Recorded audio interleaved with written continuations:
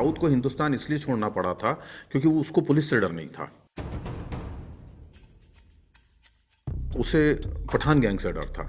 दाऊद इब्राहिम को मालूम था कि जैसे ही ये आदमी मारा जाएगा, मैं और मेरा पूरा खानदान, मेरे साथी लोगों को ये मिटा डालेंगे। दाऊद इब्राहिम जब आया तो उसने मसले हल करने के लिए बंदूकों का सहारा लिया, चॉपर का सहारा लिया। उसने बम्बई को असल में अंडरवर्ल्ड दिया। उसने असल में बम्बई में, कहना चाहिए कि, नींव डाली माफिया की। तो उस समय उसको रोकने वाला कोई नहीं था। दाऊद को रोकने वाली तो कई फोर्सेस थी। सबसे बड़ा डिटरेंट तो उनके खुद पिता थे इब्राहिम, लेकिन वो नहीं रोक पाए। 93 में मुंबई दहल गई थी। वो दौर कैसा था और उस समय का क्या सीन था? 92 का जो बाबरी ढांचे का डिमोलिशन है और उससे पैदा हुआ जो दंगा है, अगर ये दंगे नहीं हुए होते तो 93 का ब्लास्ट भी नहीं हुआ होता। दाऊद के पहले पठान ग्रुप जो है वो हावी था डोंगरी और दक्षिण मुंबई के इलाके में, और सही मायने में इन दोनों के बीच जो लड़ाई शुरू हुई, उस लड़ाई ने इतना रक्तपात करवाया मुंबई शहर में कि अगले 20 सालों के अंदर दोनों के बीच जो लड़ाई हुई थी उसमें कम से कम नहीं करके भी 250 से 300 लाशें गिरी। पुलिस क्या कर रही थी? पुलिस जो है अधिकांश तो उनके पेरोल पे काम कर रही थी। कोर्ट से स्पेशली परमिशन लिया था कि बाला साहब ठाकरे को जेल से बाहर निकालिए ताकि मुंबई को बचाया जा सके। दाऊद इब्राहिम है, छोटा शकील हैं, और भी तमाम कई अंडरवर्ल्ड के लोग हैं, जिनमें अरुण गवली भी हैं। अरुण गवली से तो कई बार दगड़ी चाल में जा कर के रूबरू मुलाकात करने का मौका मिला, तो उन लोगों से भी फ़ोन पे मुलाकात, ये फ़ोन पे बातचीत होना या वीडियो कॉल करना या उनके पर्सनल उनकी तस्वीरें तक हासिल कर लेना, वो सब उनसे खुद से हासिल करना, ये तक हुआ है। एक दो तो ऐसे लोग हुए हैं जिनके मैंने परिवार तक की तस्वीरें हासिल कर ली थी। हालांकि वो तस्वीरें जो हैं बाद में हम लोगों ने डिस्ट्रॉय कर दी, डिलीट कर दी। उसका कारण ये था कि मैं नहीं चाहता हूँ कि किसी का भी जो परिवार है वो सफ़र करे उनके कारण।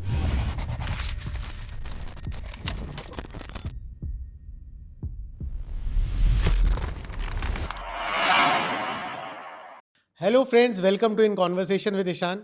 आज हमारे संग मौजूद हैं इस देश के एक नामी जर्नलिस्ट, क्राइम जर्नलिस्ट विवेक अग्रवाल सर। विवेक सर से हम जानेंगे अंडरवर्ल्ड को लेकर के जो हमारे पास कई खबरें आती हैं वो कितनी सही होती हैं, कैसे आती हैं, अंडरवर्ल्ड किस तरीके से चलता है, और इन सब चीज़ों के बारे में। विवेक सर, आपका पहले तो बहुत बहुत स्वागत है and thank you so much, आपने इतने बिजी स्केड्यूल से हमारे लिए टाइम निकाला। Thank you sir. शुक्रिया। विवेक सर, अंडरवर्ल्ड एक ऐसा टॉपिक है जिसके बारे में कई भ्रम फैले हुए हैं और आप काफ़ी अच्छे से इस दुनिया को समझते हैं। तो पहले तो जानना चाहूँगा, अंडरवर्ल्ड एक्चुअली में ये शब्द ही कहाँ से आया? अंडरवर्ल्ड और माफिया ये दो अलग अलग शब्द हैं, दो अलग अलग धारणाएं हैं। बेसिकली अंडरवर्ल्ड जो शब्द है वो जो संगठित गिरोह हैं, अपराधी संगठन, उनके लिए इस्तेमाल नहीं होता था। अच्छा। इसका प्रयोग जो है पाताल लोक के लिए हुआ करता था। जो हमारे यहाँ पर भारतीय संस्कृति में पाताल की जो अवधारणा है, वही अवधारणा बाइबल में आपको जो मिलती है वो अंडरवर्ल्ड है। जहाँ पर दुष्ट आत्माएं रहती हैं, उसके लिए अंडरवर्ल्ड शब्द का प्रयोग होता है। तो उसी कारण से बाद में वो शब्द जो है अंडरवर्ल्ड, वो धीरे धीरे धीरे धीरे बुरी आत्माओं के रूप से लेते हुए बुरे लोगों के लिए इस्तेमाल होने लगा। और ये एक प्राचीन शब्द है, लेकिन आधुनिक जो सभ्यता है उसमें प्राय अंडरवर्ल्ड का इस्तेमाल इस तरीके से होने लग गया।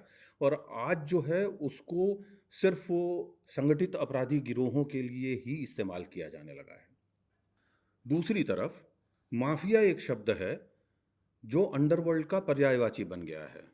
लेकिन यदि आप इटली में जाएंगे और किसी से कहेंगे कि माफिया का मतलब अंडरवर्ल्ड या माफिया का मतलब बुरे लोग, तो वहाँ का आदमी बुरा मान जाएगा। क्यों सर? इसलिए क्योंकि माफिया शब्द जो है वहाँ पर बलवान पुरुष के लिए इस्तेमाल किया जाता है, क्रांतिकारियों के लिए वहाँ के इस्तेमाल किया जाता है। इटली पर जब फ्रांस का कब्जा था और वहाँ पर जो है एक अंदरूनी एक अंडर कवर ऑपरेशन स्टार्ट हुआ, और उसमें एक सूत्र वाक्य उस समूह ने तैयार किया, क्रांतिकारियों के उस दल ने, जिसका शॉर्ट फॉर्म जो है वो MAFIA है, माफिया, मोर्ते आलिया फ्रांसीसिया इतालिया अनालिया। इसका पहला कैरेक्टर अगर आप रख लेंगे तो MAFI है, जिसका मतलब है फ्रांसीसियों का रक्त ही इतालवियों की पुकार है, मांग है। अच्छा। तो ये बेसिकली क्रांतिकारी थे, जिन्होंने कि एक बहुत बड़ा क्रांतिकारी संगठन तैयार किया, और वो अपने रक्त से एक शपथ पत्र पे हस्ताक्षर करते थे कि यदि उनको जान भी देनी पड़ जाए तो भी वो इस समूह के, इस संगठन के जितने भी सीक्रेट्स हैं उनकी रक्षा करेंगे। हम्म। और ये छोटा सा एक गांव से शुरू हुआ जो आंदोलन था क्रांतिकारियों का, वो फैलते फैलते फैलते पूरे इटली में फैल गया। फ्रांसीसियों को उन्होंने मार भगाया और यही लोग सत्ता में आए। लेकिन कुछ ही दिनों बाद में स्थिति ऐसी हुई कि वो लोग करप्ट हो गए, वहाँ जनक्रांति हुई, और इन तमाम जो ये पॉलिटिशियंस थे, जो सत्ता में थे, जो राष्ट्रपति प्रधानमंत्री एवं अन्य बड़े पदों पर थे, ये भाग के अमेरिका आए। अमेरिका में उस समय में 17वीं 18वीं शताब्दी की बात है, तब वहाँ पर ड्राई स्टेट थी, और वहाँ पर शराब पर पाबंदी थी, हथियारों पर पाबंदी थी, और वेश्यावृत्ति पर पाबंदी थी। यही तीनों काम इन लोगों ने वहाँ आकर के करने शुरू किया। तो सही भगाए गए थे। और 1860 में एक नॉवेल आया था, उस नॉवेल में सबसे पहले माफिया शब्द का इस्तेमाल शिकागो की एक जेल के वर्णन में उस नॉवेलिस्ट ने किया था। तब से माफिया शब्द जो है वो, उसका प्रयोग संगठित अपराधी गिरोहों के लिए होने लगा। ओ। तो ये जो दोनों शब्द हैं, इन दोनों शब्दों की असलियत कुछ और है, और हम उसको आज इस तरीके से जानते पहचानते हैं। Correct, correct. So sir, Mumbai में आप आए, जर्नलिज्म में आप, you are a Bhishma Pitamah of journalism in crime journalism. Sir, कैसा था ये सफ़र और कैसे शुरुआत हुई आपकी? क्या आप शुरू से ही क्राइम जर्नलिज्म में जाना चाहते थे? क्राइम तो नहीं, लेकिन हाँ, इन्वेस्टिगेशन जो है वो शुरू से ही कर रहा था। मैं हम्म। जब पढ़ रहा था उसी समय में कुछ न कुछ उत्पात किया करता था। हम्म। तो अपने आसपास जो इर्द गिर्द चीज़ें दिखाई देती थीं उनके बारे में लिखता रहता था। तो शुरुआत तो उस समय में एक बहुत बड़ा आंदोलन चला करता था अखबारों में, जिसे पत्र लेखक के नाम कहा करते हैं। हम्म। आज तो ये धारा मिट चुकी है अखबारों से, लेकिन उन दिनों जो है वो पत्र लेखक के जो संपादक के नाम जो छपा करते थे, वो यदि 4 लाइन का भी किसी का छप जाता था ना, तो वो महीना 2 महीना उस नशे में रहता था कि मेरा तो लेटर एडिटर छपा है। तो हम लोगों की शुरुआत उस दौर की और उस तरीके की है, उस तहज़ीब की है। मेरी भी शुरुआत वैसी ही है। तो धीरे-धीरे जो है वो मैं छोटे पत्र लिखता था, फिर बड़े लिखने लगा। फिर पहले कभी 15 दिन 1 महीने में 1 लिखता था, फिर उनकी जो है 1 दिन के अंदर 5-5 लिख कर के भेजने लगा, और 1 दिन के अंदर 40-50 अखबारों में छपने लगा। फिर मैंने कहा कि यार इसको लेख के रूप में भेज के देखते हैं। वो लेख के रूप में छपने लगा, फिर बाद में खबरों के रूप में छपने लगा। तो वो सिलसिला जो है करीब 85 के आस-पास से ये शुरू हो गया था। हम्म। और होते मध्य प्रदेश में ये सारी, जब मैं छात्र जीवन में था, तो ग्रेजुएशन पोस्ट ग्रेजुएशन करते तक तो मैं एक कहना चाहिए कि पक्का मजा हुआ एक पत्रकार के रूप में स्थापित हो चुका था। कई सारे अखबारों के लिए फ्रीलांस किया, जिनमें जनसत्ता भी शामिल है, चौथी हम्म। दुनिया है, धर्मयुग है, और भी तमाम अखबार और पत्रिकाएं थीं। और 1992 में मुझे मुंबई आने का मौका मिला, हम्म। और यहाँ उस समय में हिंदी महानगर अखबार जो है वो शुरू हो रहा था। मराठी महानगर जो है, आपला महानगर, उसका एक हिंदी संस्करण लाने की तैयारी चल रही थी। तो उसके जो रेसिडेंट एडिटर थे अनुराग चतुर्वेदी साहब, उन्होंने मुझे मुंबई बुलाया, और उसके पीछे की पृष्ठभूमि कुछ ऐसी बनी कि अनुराग चतुर्वेदी जी के जो बड़े भाई थे, हम्म। अरुण चतुर्वेदी साहब, वो विक्रम यूनिवर्सिटी में पॉलिटिकल साइंस डिपार्टमेंट में प्रोफेसर थे। उन्हें पता था कि मतलब मैं कितना, मतलब गुंडे टाइप का सा हम्म। पत्रकार हूँ। हम्म। तो वो उन्होंने कहा कि इसको बुला लो, इसे तलवार और बंदूकें चलानी भी आती हैं, हम्म। और तुम लोग तो वहाँ पिटते रहोगे, कम से कम एक तो पीटने वाला भी होगा। तो इसे इसे तुम बुला लो, इसकी हिंदी भी बहुत अच्छी है, तुम्हारे काम आएगा लड़का। उन्होंने मुझे कहा कि विवेक आओ यहाँ हमारे साथ जुड़ो। फ़ोन पे बात हुई, मैंने कहा नहीं बड़ा बेकार शहर है, मैं नहीं आना चाहता, रहना चाहता। क्यों? बोले, मैंने कहा कि बड़ी अजीब शहर है ये। पहले आप आ चुके थे बॉम्बे? मैं आता रहता था, मेरा अच्छा, ननिहाल मतलब यहाँ शिफ्ट हो चुका था तब अच्छा। तक बिहार से। हुँ, तो मेरा यहाँ बहुत आना-जाना हुआ करता था, मैं रहता था, कभी-कभी 1-1 महीने भी रहा। और मुझे कफ परेड में मेरे नाना-नानी और मामा वग़ैरह रहा करते थे। तो वो 14वें माले पे बिल्डिंग में जा कर के रहना, मुर्गी के दड़बे जितना बड़ा घर, मैं मज़ाक में उनसे कहा करता था कि जितना बड़ा आपका घर है, उतने बड़े में तो हमारे यहाँ बाथरूम होते हैं। तो वो लोग बेचारे बड़ा मतलब वो परेशान होते थे कि अब इस लड़के को हम क्या समझाएँ हुँ। कि तुम्हारा वहाँ पे घर की जो कीमत है वो 1.5 लाख रुपए है और यहाँ पे तो कफ परेड में उतने की सिर्फ़ एक टाइल्स जितनी जगह आती है। सही बात है।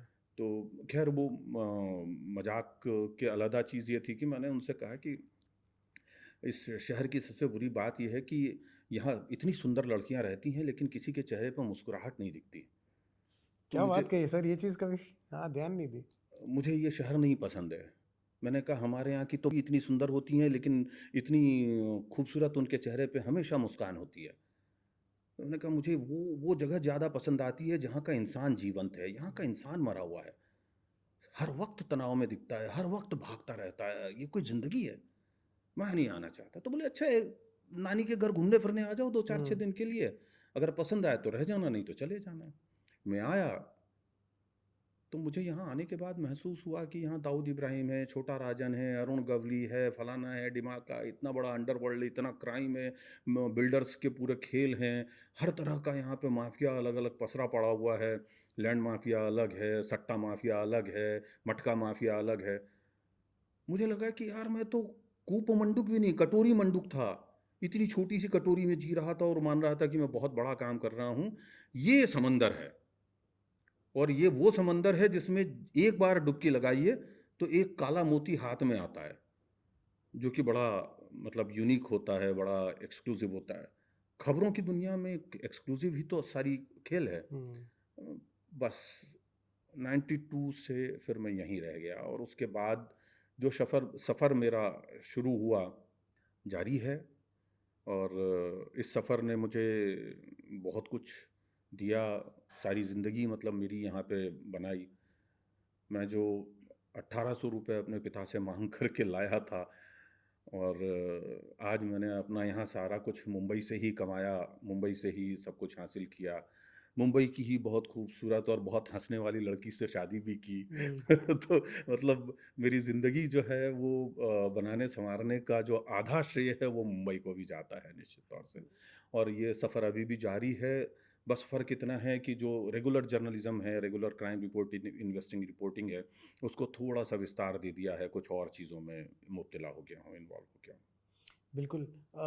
सर एज़ यू मेंशन्ड कि आप 92 में आए थे, 93 में मुंबई दहल गई थी। वो दौर कैसा था और उस समय का क्या सीन था? क्योंकि आप जर्नलिज़्म कर रहे थे, आपको किस तरीके की खबरें आ रही थी या किस तरीके से चल रहा था मुंबई उस दौरान? एंड इसका पॉलिटिकल भी क्या था उस समय? देखिए, ये 93 जो है ना, उसके हुँ, पहले की एक बड़ी घटना जो है 92 का जो बावरी ढांचे का डिमोलिशन है हुँ, और उससे पैदा हुआ जो दंगा है, हुँ। वो बेसिकली 93 के जो ब्लास्ट हैं, उनका ट्रिगर पॉइंट है। ओह! अगर ये दंगे नहीं हुए होते, तो 93 का ब्लास्ट भी नहीं हुआ होता। 92 के जो दंगे थे, जब बाबरी डिमोलिशन हुआ, तो वो पूरी तरह से हिंदू-मुसलमान जो है 2 समुदायों, 2 धर्म के लोगों के बीच में हुआ था और बहुत खतरनाक वो दंगा था। शूट एट साइट ऑर्डर्स थे, आर्मी मार्च पास्ट कर रही थी मुंबई में।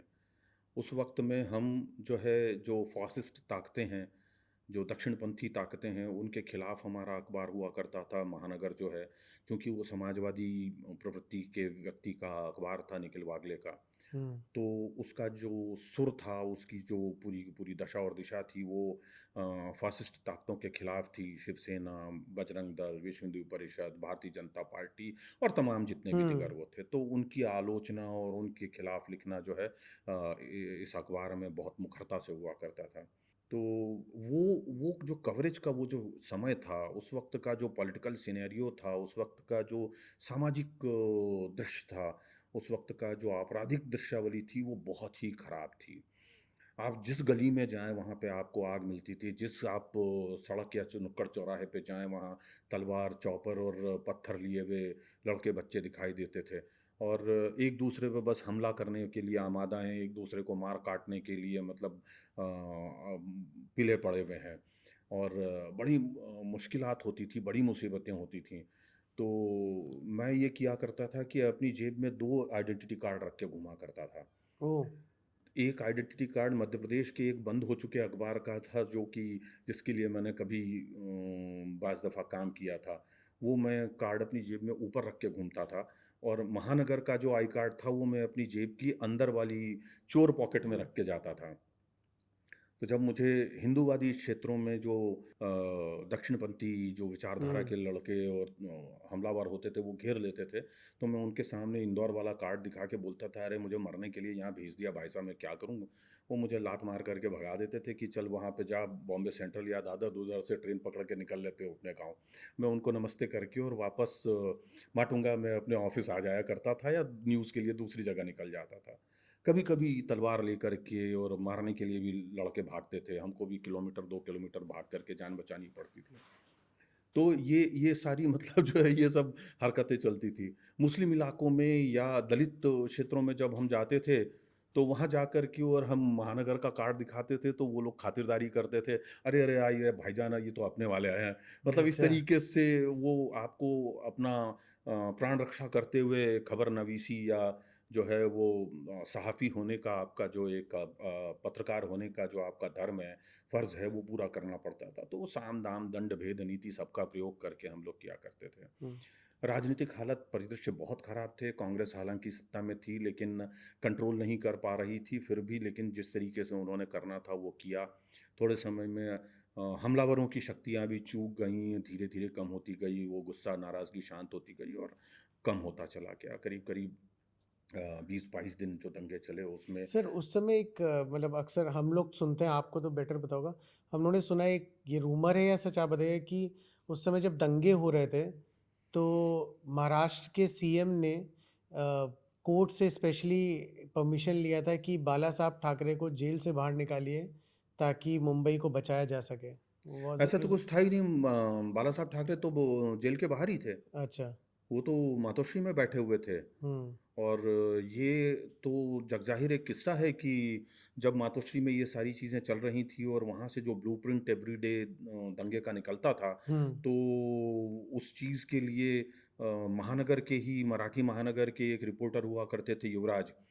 वो एक क्या बोलते हैं दल के जो पॉलिटिशियन थे, उनके पीए बन कर के वहाँ गए थे मातोश्री में और उस दिन और अगले दिन 2-3 दिन तक क्या-क्या गतिविधियाँ होनी हैं, उनका ब्लूप्रिंट सुन कर के आए थे और आते से ही वो इतना बुरी तरीके से दहल गए थे कि बीमार पड़ गए थे, उनको हमें हॉस्पिटलाइज़ करना पड़ा था, युवराज मोहिते को। वो यंग थे बिल्कुल और मतलब हमारी हम उम्र थे और बड़े कमाल के जर्नलिस्ट हैं, रिपोर्टर रहे हैं वो। तो हालात उस वक़्त ये नहीं थे कि ठाकरे साहब जेल में थे। नहीं, ठाकरे साहब बिल्कुल बाहर थे, आज़ाद थे। तो ये एक रूमर्स थे। हाँ, निश्चित तौर पे ये एक न्यूमर है। फिर ये कैसे शांत कैसे हुआ ये माहौल? शांत मैंने बताया ना कि 2 तरीके से हुआ। एक तो पुलिस और आर्मी की जो दखल था उसकी वजह से हुआ और दूसरा जो है वो हमलावर भी दोनों पक्ष के जो हैं वो थक चुके थे। एक सेना होती है, एक लड़ाई होती है, वो उसमें हथियार कम हो पड़ने लगते हैं, मनोबल टूटने लगता है, आदमी थकने लगता है। तो हुँ, जैसे-जैसे सेनाएँ थकती हैं वैसे-वैसे उसकी जो फ़ाइट करने की इंटेंसिटी है, उनके अंदर की जो मतलब कैपेसिटी है वो कमज़ोर पड़ने लगती है। बहुत सारी चीज़ों का उसमें फ़र्क पड़ा था और दूसरी बात ये भी थी कि जो अदर साइड थी, मुस्लिम कम्युनिटी थी, वो कमज़ोर पड़ती चली गई थी। क्योंकि बहुत बड़े पैमाने पर जो है बहुत ही साजिश के साथ में, बहुत ही अच्छी तैयारियों के साथ में उनके ऊपर हमले हुए थे। जैसे कि माहिम का जो वक़ार है जो लकड़ी की टाल होती है उसको हुँ। यहाँ पर वखार कहा जाता है। तो उसके ऊपर जब वहाँ पे बाहर महाआरती हुई और उसके बाद में उस वखार में पूरी आग लगी। मेरा ख़्याल है कि कम से कम नहीं-नहीं करके भी वहाँ पर 50-60 हेक्टेयर के बराबर का जो जंगल होगा उतनी लकड़ी जो है वो जल गई थी। और बड़ा मतलब वो आग लगी जो वो 7-8 दिन तक वो आग सुलगती रही थी। उसको मैंने चूँकि खुद उसे कवरेज किया था, मैंने खुद उसकी जगह से सटी हुई जो है मुंबई किसने पुलिस लगाई थी ये आग? अब चूँकि मैंने कहा कि महाआरती के बाद में हुई है, हाँ, तो आप समझ समझ सकते गए, हैं हाँ। कि मेरा इशारा किस तरफ था।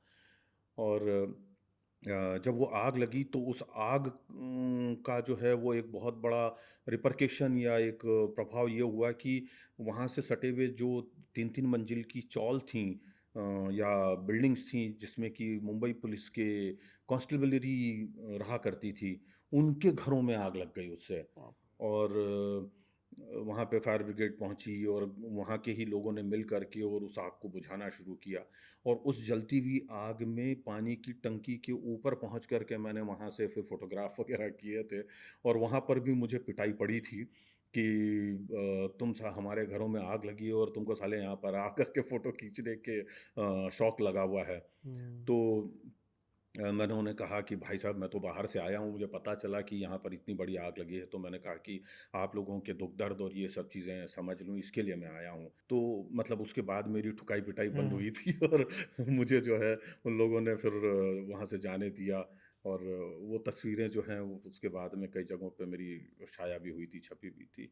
तो हालात मतलब उस वक़्त के बहुत ही ख़राब थे। हम मतलब कई बार तो ऐसा होता था कि दफ्तर से बाहर निकलते थे माटुंगा स्टेशन के पास में वाला जो फ्लाईओवर है, हुँ। वहाँ पहुँच कर के हम आकाश की तरफ नज़र दौड़ाते थे कि किस तरफ धुआँ उठ रहा है। और उस बाप रे! दिशा में हम लोग निकल जाया करते थे कि चलो वहाँ पे कुछ ना कुछ बड़ी घटना हुई होगी। और एक बड़ा मतलब अजीब-सी ही बात है लेकिन आपको बताना चाहूँगा कि उस समय में दाऊद इब्राहिम का जो गिरोह है डी कंपनी, हुँ। उनके पास में वर्ल्टेल नाम के सिस्टम्स हुआ करते थे। और वर्ल्टेल जो सिस्टम होता था वो छोटा-सा एक ट्रांजिस्टर के बराबर साइज़ का हुआ करता था और वो इतना पावरफुल टूल था कि उसमें आप इंडिया में कि जितनी भी वायरलेस फ्रीक्वेंसीज़ हैं, उन्हें बड़े आराम से सुन सकते हैं। तो वो लोग जो हैं डी कंपनी के लोग वो उस वर्ल्टेल पे वो सारी फ्रीक्वेंसीज़ बॉम्बे पुलिस की, सीआईडी की और इनकी जो प्रोटेक्टेड फ्रीक्वेंसीज़ हैं उन्हें भी सुना करते तो थे। उनको पुलिस की उन्हें गतिविधियों का पुलिस पता की चला? और बाकी सारी गतिविधियाँ जो हैं वो पता चलते रहती थीं।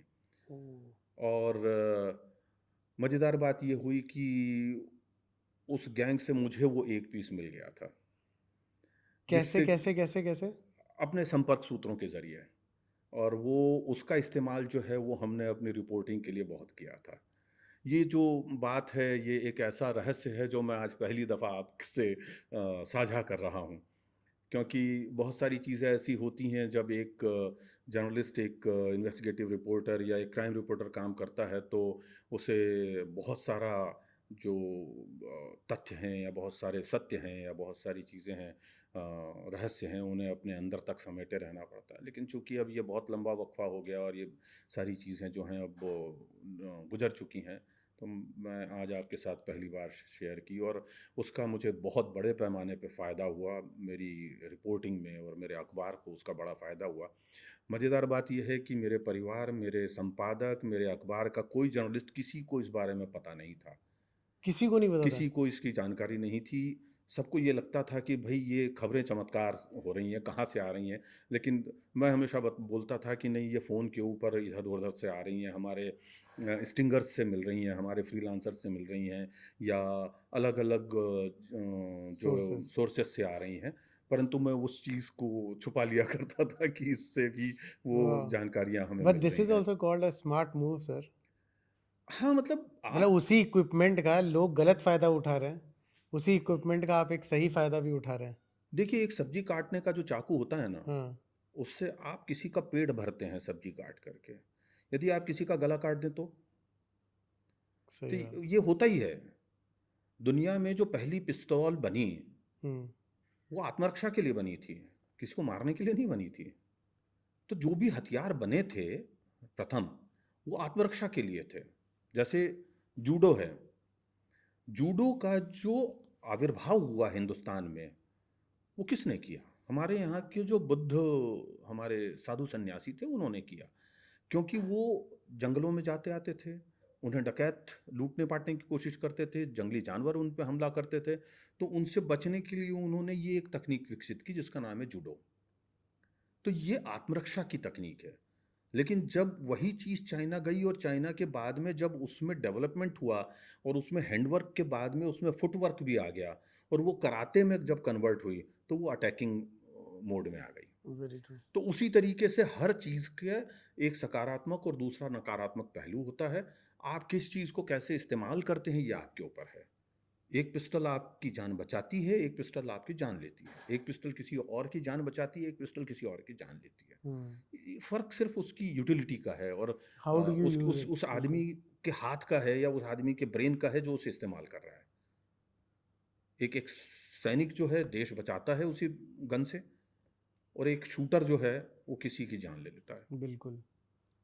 ये बहुत बड़ा बुनियादी फ़र्क है। सर देखा जाए तो बहुत पहले से ही बॉम्बे में या मुंबई में अंडरवर्ल्ड था, बट उसके एक रूल्स थे, उसका एक डेकोरम था, कुछ प्रिंसिपल्स थे, उन प्रिंसिपल्स पे चलते थे। बट जिस तरीके से हम लोग सुनते हैं कि आफ्टर दाऊद इब्राहिम सब कुछ गड़बड़ होता चला गया, तो उस समय का और दाऊद का जो फेज़ है वो अगर आप बता सकें तो? देखिए, अंडरवर्ल्ड जो है वो मैं कहने से परहेज़ करूँगा हाजी मस्तान और उसके समय के इरा को। करीम लाला के टाइम को। करीम लाला, आपके वरदराजन हुँ, मुदलियार, जिनको वरदा भाई कहा जाता था। क्योंकि ये लोग सब दादा किस्म के से लोग थे। ये लोग गैंग चलाते थे, लेकिन इनका जो गैंग था, ये उस तरह का गैंग्स था या गैंगस्टर्स उस तरह के थे ये लोग जो जैसे उत्तर प्रदेश में, बिहार में होते हैं। हुँ, जैसे आपके राजा भैया हैं हुँ, या जैसे अतीक अहमद थे, हुँ, कि भई एक गैंग लीडर है, उसके आस-पास में 1-2 कोई उनके मुख्य लोग हैं, हुँ, कोई बाकी फिर नीचे सब प्यादे-आदे हैं, ये सब वो सब हैं हुँ, और यही उनको हैंडल करते हैं। करेक्ट। दाऊद इब्राहिम ने आकर के और इसको पूरे को एक ऑर्गेनाइज़्ड तरीके से प्लान किया। सो यू मीन दाऊद ने आके ऑर्गेनाइज़ किया इन दाऊद सब? ने ऑर्गेनाइज़ किया, उसके पहले तक जो है वो इतना ऑर्गेनाइज़ नहीं था अच्छा। कि दाऊद इब्राहिम है, फिर उसके बाद में उसका सेनापति है, सेनापति के नीचे जो हैं कई सूबेदार हैं और कई सूबेदारों के साथ में कुछ किलेदार हैं उनके नीचे और फिर उन किलेदारों के नीचे उनके जो हैं वेरियस और एक सेक्टर है, फिर उसके नीचे जाकर के प्यादे हैं। जिनके अपने-अपने अलग-अलग काम हैं। हुँ, ऐसा कुछ नहीं होता था, क्योंकि वो लोग वो काम ही नहीं करते थे जिसके लिए उनको इतनी सीक्रेसी मेंटेन करने की ज़रूरत हो और इतने टियर्स में काम करने की ज़रूरत हो। हुँ, हाजी मस्तान का क्या काम था? सोना और चांदी की तस्करी। अंडरवर्ल्ड कहाँ है? गोली नहीं चलाना, मार-काट नहीं करना, किसी का गला दबाना नहीं, कुछ नहीं करना। सीधे दुबई से सिंगापुर से माल आना, हिंदुस्तान के विभिन्न शहरों में बिक जाना, इतना ही काम था। हुँ, करीम लाला और वरदराजन मुदलियार, ये लोग वरदराजन फिर भी थोड़ा बहुत सोने चांदी की तस्करी में थे, करीम लाला नहीं थे। इनका क्या मेनली काम था? जुआ सट्टा ये वो सब करवाने वाले लोग हैं, उनसे थोड़ा बहुत हफ्ता वसूली कर ली। करीम लाला का जो ग्रुप था वो थोड़ी बहुत अफ़ीम की तस्करी कर लेता था, लेकिन वो भी अपने कंज़म्पशन के लिए मेनली करता था, उसको मार्केट में नहीं बेचता था। अच्छा। कि हम तो मतलब अफ़ीम खा रहे हैं, हम दूसरों का कहरा क्यों बर्बाद करें? ये उनकी मेंटालिटी और मानसिकता थी। वरदराजन मुदलियार ने इसलिए कच्ची शराब बनवानी शुरू की और इसलिए उन्होंने प्रोस्टिट्यूशन को एस्टेब्लिश किया धारावी में, क्योंकि उस वक़्त में जो कमाठीपुरा में और उसके आस-पास का जो एरिया है, फ़ारस रोड और ये सब, वहाँ पर जो है वेश्याएँ ₹10 ₹20 लेती थीं। और आदमी जब दिन भर में ₹20 कमा रहा है और जा कर के ₹10, ₹15 या ₹20 वेश्याओं पे लुटा के आ जा रहा है, तो घर में बच्चे खाएँगे क्या? हुँ, तो ये जो चीज़ है ये वरदराजन मुदलियार को बड़ी अखरती थी। तो उन्होंने कहा कि ठीक है, पापा मणि नाम की एक महिला थी, उसे उन्होंने इस चीज़ का प्रभारी बनाया और कहा कि तुम आज से ये हैंडल करोगी शराब का और लड़कियों का काम। और दक्षिण भारत से अपने क्षेत्र से उन्होंने लड़कियों को बुला करके और वहाँ बसाया और उनके लिए रेट फिक्स कर लिया कि तुम एक ग्राहक से सिर्फ ₹2 ही लोगी। तो जो आदमी ₹20 कमा के आ रहा है, यदि वो ₹2 खर्च कर रहा है, ₹18 बचा रहा है, तो वो ₹18 घर जा रहे थे। शराब के लिए उन्होंने रेट फिक्स कर दिया था कि एक पाव जो है वो 1 रुपए में ही मिलेगा। तो आप तो 1 दिन के अंदर यदि 20 रुपए कमा के आते हैं और 3 रुपए खर्च करते हैं अपने शौक पे, तो 17 रुपए घर जा रहे थे, जिससे कि अनाज आता था, जिससे तेल आता था, जिससे कि ईंधन आता था, जिससे कि बच्चों के लिए जूते, कपड़े और शिक्षा का मामला बनता था। तो वो अंडरवर्ल्ड होने के बावजूद एक तरह से सोशल सर्विस कर रहे थे। हम्म। ये बड़ा फ़र्क है, जो आपने बात कही ना कि कुछ उन लोगों के अपने मुद्दे थे, कुछ उन लोगों के अपने सोचने के तरीके थे, कुछ उनका अपना व्यवस्थाएँ थी। उनके जो तौर तरीके थे उसमें वो लोग उस तरह के ब्रूटल नहीं थे। लेकिन दाऊद इब्राहिम ने आकर के और इस पूरे रूल्स को चेंज किया, हम्म। तोड़ा, बदला, मरोड़ा और उसने पूरी तरीके से चीज़ें ख़त्म कर दी। जैसे कभी किसी 2 गिरोहों में झगड़ा हो जाया करता था 50 से 60 के दशक में। तो हाजी मस्तान, करीम लाला, वरदराज मुदलियार ये लोग सारे जाते थे। डोंगरी बाल सुधार गृह जो है, उसके मेन जो गेट है, उसके लेफ्ट में ही दीवारों में बड़ी-बड़ी खूंटियाँ टंगी होती थी और खूंटियों पे खटिया टंगी होती थी। वहाँ से वो खटिया जो है वो सड़क के ऊपर लग जाती थी, उस पे सतरंजी यानी कि दरी बिछ जाती थी हम्म। और वहाँ पर जिन लोगों के बीच में झगड़ा है, वो अपने-अपने गैंग बॉसेस के साथ आ जाते थे, सामने बैठ जाते थे, "हाँ, भई तेरा क्या कहना है? हाँ, तेरा क्या कहना है? नहीं, तूने गलत किया, तूने सही नहीं किया।" दोनों को बोलते थे कि अच्छा ठीक है, तूने इसके एरिया में जाके ये काम किया, इसको इतना पैसा दे और तुम्हारा ये लफड़ा मिट गया। चलो दोनों दोस्त बनो, गले मिलो और चल रे भाई कहवा पिला। इस तरीके से जाजम पे बैठ कर के और मसाइल जो हैं वो हल हो जाते थे। दाऊद इब्राहिम जब आया तो उसने मसले हल करने के लिए बंदूकों का सहारा लिया, चॉपर का सहारा लिया और जो ब्लडशेड स्टार्ट हुआ है पठानों और कोंकणी मुस्लिम गिरोहों के बीच में, उसने बम्बई को असल में अंडरवर्ल्ड दिया। उसने असल में बम्बई में कहना चाहिए कि नींव डाली माफिया की और उसके बाद में हर रूल टूटा। पहला रूल ये भी टूटा कि गैंग्स कभी भी एक दूसरे के परिवारों पे हमले नहीं करते थे। करेक्ट। जो लोग गैंग्स से वाबस्ता नहीं हैं, अंडरवर्ल्ड से नहीं हैं जुड़े हुए। दाऊद के आने के बाद में वो भी शुरू हुआ। ऐसे कितने ही रूल्स थे। स्त्रियों की तरफ गलत निगाह से नहीं देख सकता था कोई भी गन गैंग का आदमी, अंडरवर्ल्ड का आदमी। लेकिन ये जो नया अंडरवर्ल्ड था उसमें ये सब शुरू हुआ। बहुत सारे ऐसे रूल टूटे। ये पूरी की पूरी जो रूल बुक थी, उसकी पूरी एक रिसर्च करके उसके ऊपर पूरा का पूरा एक अध्याय मैंने अपनी जो 2 किताबें हैं मेरी मुंबई और मुंबई रिटर्न्स, उनमें इन सब चीज़ों का पूरा दस्तावेज़ीकरण किया है कि कौन-कौन से रूल्स थे और कब वो रूल्स टूटे, कैसे टूटे, क्या हुआ, क्या नहीं हुआ। बड़ी मतलब बड़ी इंटरेस्टिंग कहानी है वो उस वक़्त की। तो सर जिस तरीके से आप कह रहे हैं कि दाऊद ने आकर के ये सब चीज़ें रूल्स ब्रेक करने शुरू किए, तो उस समय उसको रोकने वाला कोई नहीं था? दाऊद को रोकने वाली तो कई फोर्सेस थीं। हुँ। सबसे बड़ा डिटरेंट तो उनके खुद पिता थे इब्राहिम, हुँ। लेकिन वो नहीं रोक पाए।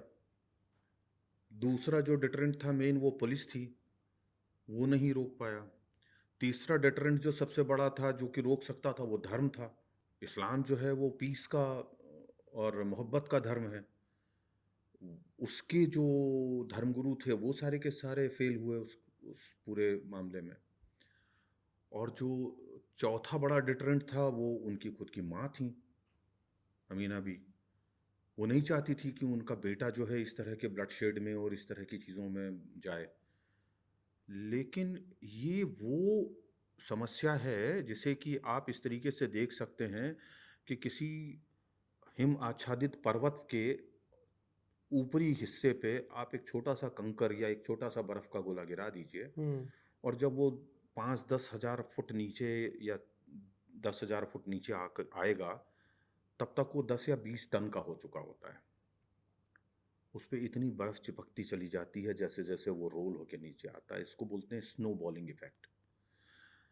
क्राइम की दुनिया स्नोबॉलिंग इफ़ेक्ट की है।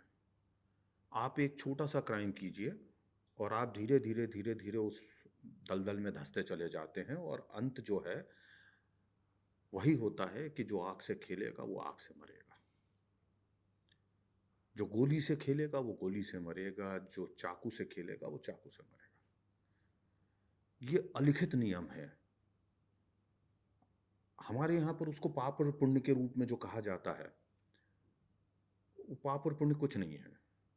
ये एक लिखित नियम है या अलिखित नियम है संसार का, जीवन का, आपकी प्रकृति का, जिसको कि आप लॉ ऑफ जंगल कहते हैं। एक शेर जो है जब ताकतवर होता है, बलवान होता है, तो वो आसपास के तमाम जीवों को मार के खाता है। इवन जो उस वक्त का जो सबसे पावरफुल शेर होता है, उसको भी मार कूट करके, दबा करके, धमका करके, और अपना हर्ड जो होता है, अपना जो झुंड होता है, उसका वो गैंग लीडर बन जाता है। और उसके बाद में वो तब तक कंट्रोल करता है जब तक कि वो खुद बूढ़ा नहीं हो जाता, कमज़ोर नहीं हो जाता, और कोई दूसरा ताकतवर आकर के और उसको कंट्रोल नहीं कर लेता। तो ये जो चीज़ है ये चलती है। दाऊद के साथ भी यही हुआ। दाऊद के पहले पठान ग्रुप जो है वो हावी था डोंगरी और दक्षिण मुंबई के इलाके में, और सही मायने में इन दोनों के बीच जो लड़ाई शुरू हुई, उस लड़ाई ने इतना रक्तपात करवाया मुंबई शहर में कि अगले 20 सालों के अंदर दोनों के बीच जो लड़ाई हुई थी उसमें कम से कम नहीं करके भी 250 से 300 लाशें गिरी। पुलिस क्या कर रही थी? पुलिस जो है अधिकांश तो उनके पेरोल पे काम कर रही थी, आनंद उठा रही थी उनकी जो कहना चाहिए आतिथ्य है उसका। एक बहुत ही अच्छी जानकारी मुझे मिली थी कि ज़ोन 4 जो है मुंबई पुलिस का, उसमें एक डबल पगारी नाम की प्रथा शुरू हुई थी, परंपरा शुरू हुई थी। तो जो ज़ोन 4 था और उसके अंडर में आने वाले जितने भी थाने थे, वहाँ पर सरकार से एक सैलरी मिलती थी, एक पगार मिलती थी कि आपको पुलिस का काम करना है। तो वो सरकार की पगार थी। एक पगार जो है वो हाजी मस्तान देता था कि तुमको काम नहीं करना है। तो इसके कारण वहाँ पे एक फ्रेज शुरू हुआ था, डबल पगारी थाना या डबल पगारी सेक्शन। और इसका नतीजा ये हुआ है कि बाद में दाऊद इब्राहिम ने इस काम को भी, डबल पगारी को भी कैटेगराइज्ड और सिस्टमेटाइज्ड कर दिया था। रजिस्टर बन गए थे बाकायदा, कौन से पुलिस वाले को, कौन सी चौकी को, कौन से थाने को कितना पैसा जाएगा, उसका पूरा लिफाफा तैयार रहता था। आदमी आता था उठा करके लेके जाता था, या आदमी जाता था और थाने में जो कलेक्टर होता था वहाँ का, थाने का, हर थाने का एक कलेक्शन एजेंट होता था, जो कि उन्हीं पुलिस वालों के बीच में कोई, वो आज भी होते हैं, पुरानी बात की बात नहीं कर रहा हूँ, वो आज भी हैं। तो वो कलेक्शन जो है वो कर लिया करता था, और उसके बाद में वो लिफाफा हर एक आदमी को बंट जाता था, या उनकी तय रकम जो है वो उनको मिल जाती थी। तो सारा का वैसे ही चला करता था। यही काम जो है जेलों में हुआ करता था। आर्थर रोड जेल में तो यहाँ तक हुआ है कि नूरा जेल में जाता था और रात को जेल की किसी वैन में बैठ करके, कार में बैठ करके बाहर जाया करता था। पूरी रात वो अपनी मर्जी के काम करता था, मस्तियाँ करता था, शराब पीता था, लड़कियों के साथ वक्त बिताता था, और लौट के वापस जेल आ जाता था सुबह तड़के। किसी को कानो कान पता नहीं चलता था।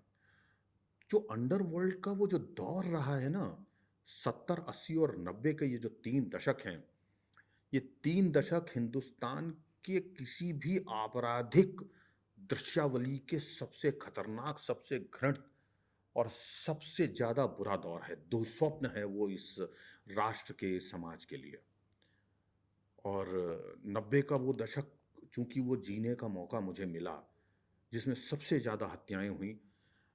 कोई दिन ऐसा नहीं होता था कि हत्या नहीं होती थी, अंडरवर्ल्ड शूटआउट्स या मर्डर्स नहीं होते थे। कोई दिन ऐसा नहीं होता था जब बॉम्बे पुलिस की तरफ से एनकाउंटर्स नहीं हुआ करते थे। हालाँकि सब एनकाउंटर्स मोस्टली फेक हुआ करते थे, लेकिन वो एनकाउंटर्स कहलाते थे।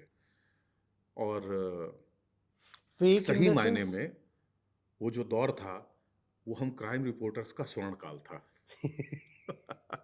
ये फेक एनकाउंटर्स होते थे मतलब? लोगों को उठा के लाना, हाँ। क्रिमिनल्स को, और दिखा देना कि होते क्रिमिनल्स थे वो लोग? कई बार ऐसे भी लोग मारे गए हैं जो क्रिमिनल्स नहीं थे।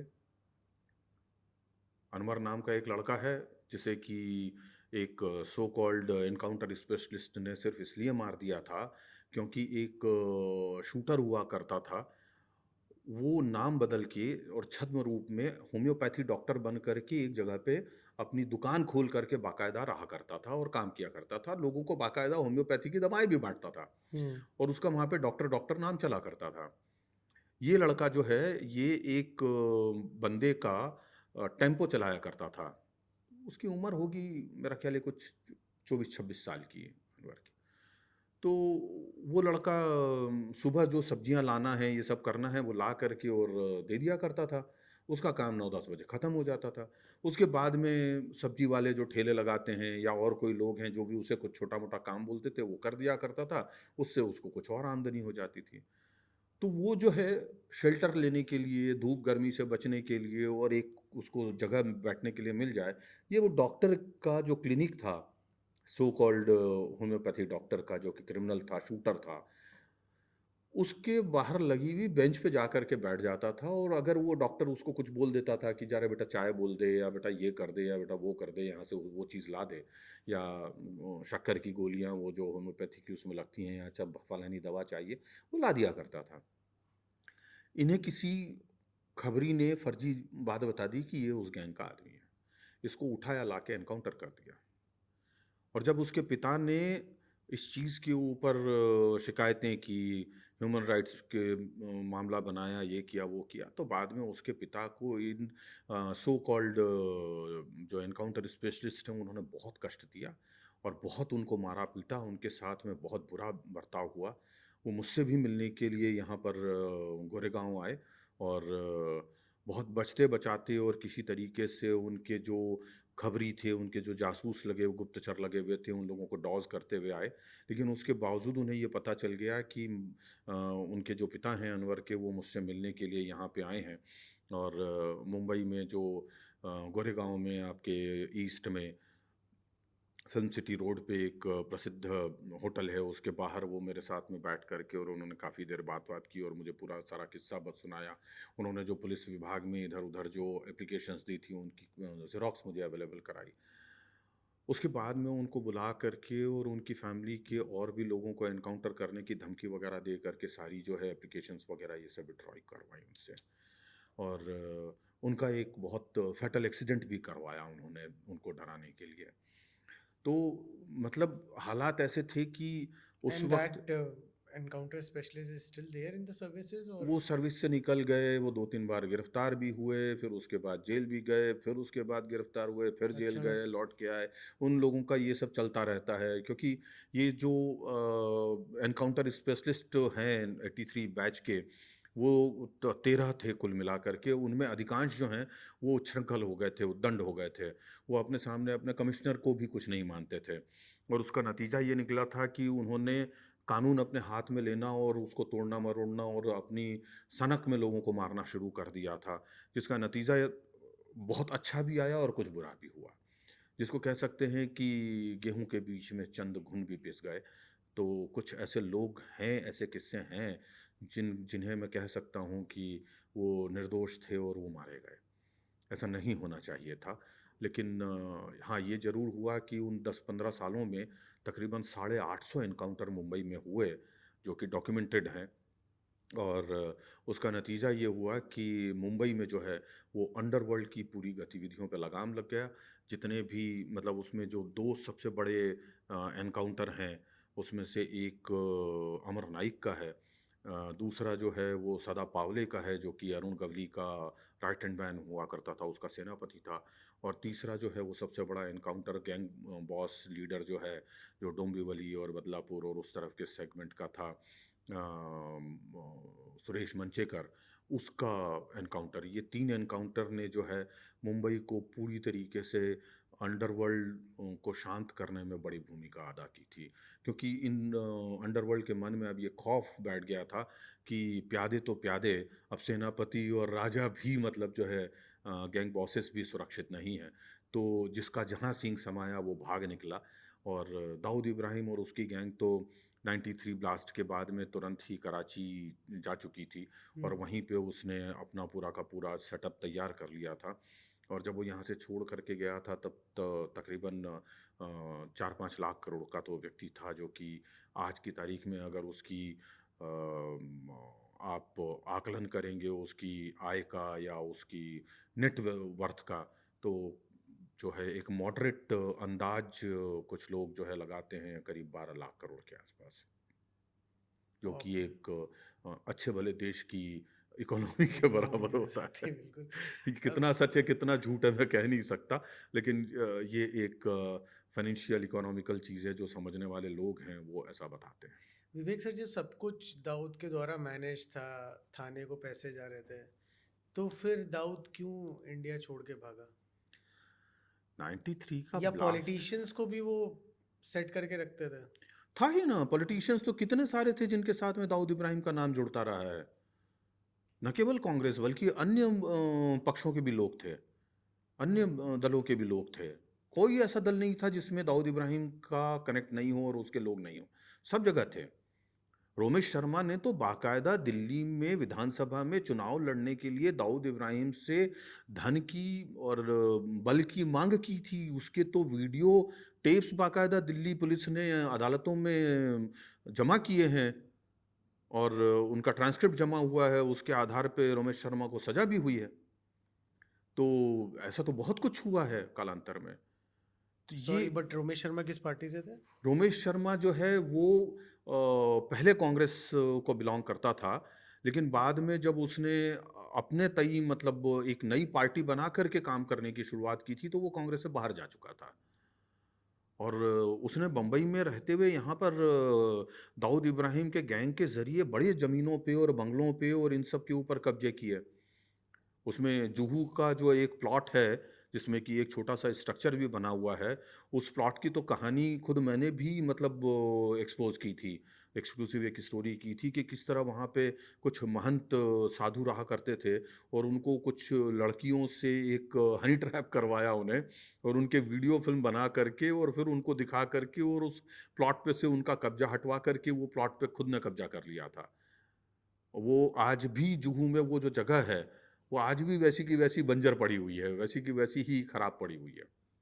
सर, आपकी कभी बात हुई है दाऊद से? हाँ, कुछ बार बात करने का टेलीफ़ोन पे मौका मिला है जब तक वो अ, दुबई में थे। आपने बीच में मुझसे एक सवाल पूछा था कि जब सब कुछ अच्छा था हाँ। और तो दाऊद को हिंदुस्तान क्यों छोड़ना पड़ा था? दाऊद को हिंदुस्तान इसलिए छोड़ना पड़ा था क्योंकि वो उसको पुलिस से डर नहीं था, उसे पठान गैंग से डर था। क्योंकि जब पठान गैंग और इसके बीच में ये लड़ाई चल रही थी 80 के दशक में, जो कि बहुत तूफान पे आ चुकी थी, उस वक्त हुआ ये था कि दोनों तरफ से लाशें गिर रही थी और एक दूसरे के जो है ये बड़े लोग मार रहे थे।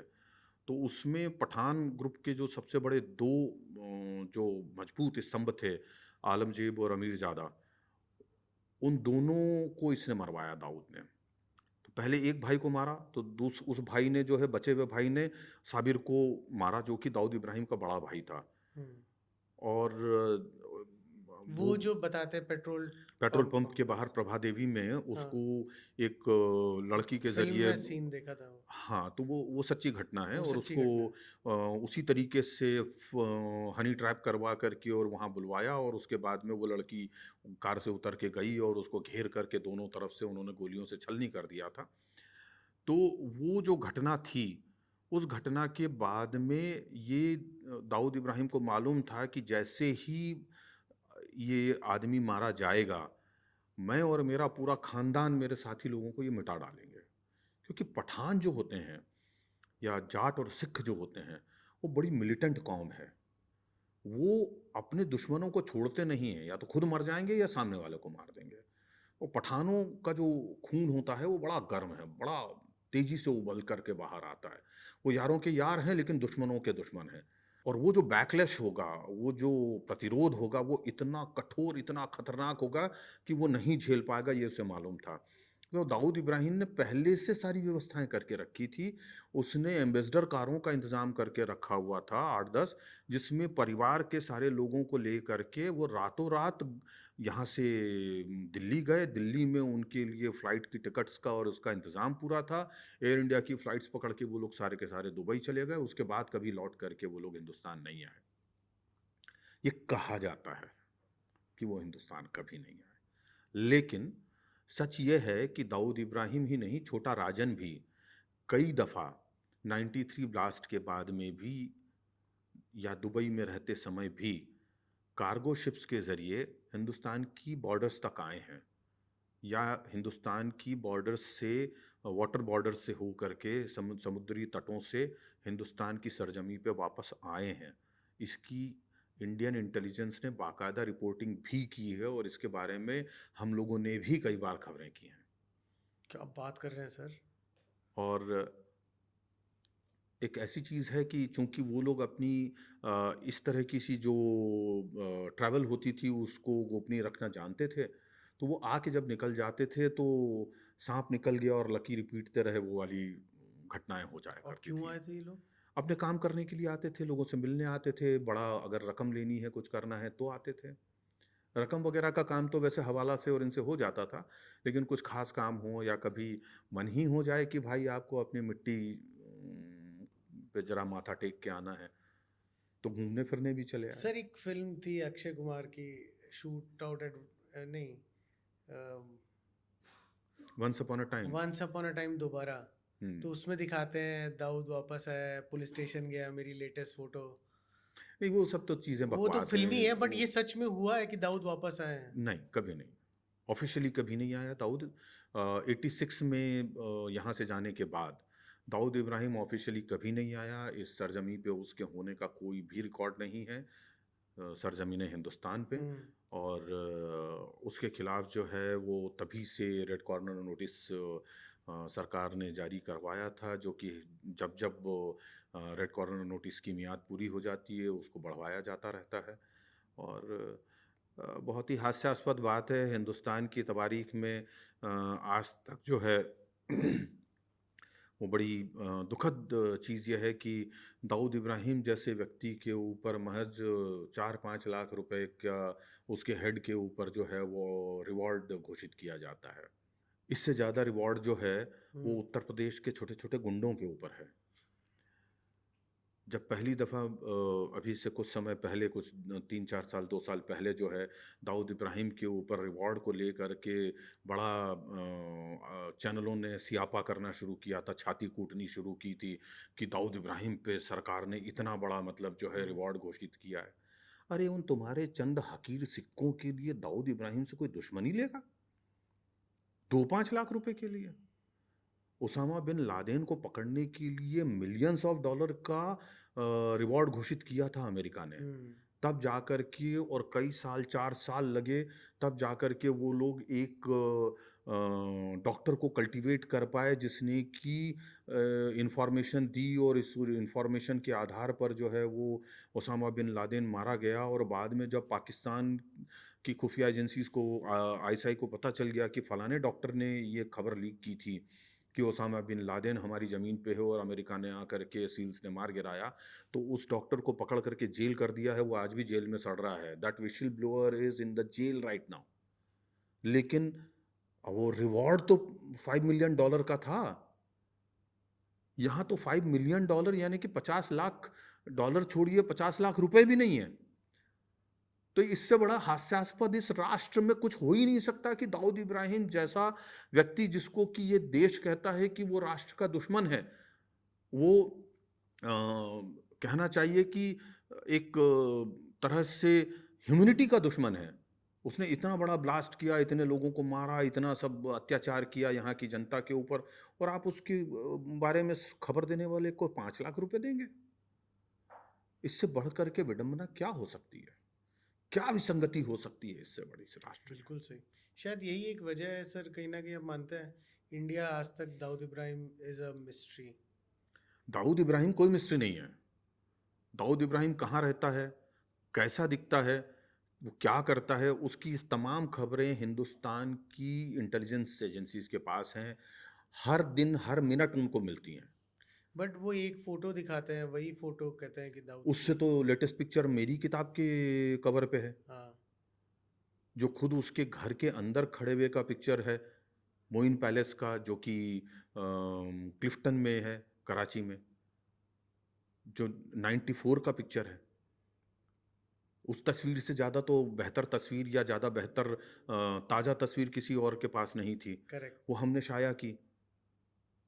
उस खबर को, मेरी उस किताब की उस तस्वीर को, चूँकि वो डिनाई नहीं कर सकती थी इंटेलिजेंस एजेंसीज़, तो उन्होंने वो जो खबरें चल रही थी उस किताब की, उस हम्म। तस्वीर को लेकर के तमाम चैनलों में और अखबारों हम्म। में, यानी एक-एक अखबार के 36-36 एडिशन पे एक दिन में उसमें खबरें छपी हैं, क्योंकि करेक्ट। वो दाऊद का सबसे ताज़ा और सबसे बेहतरीन तस्वीर थी।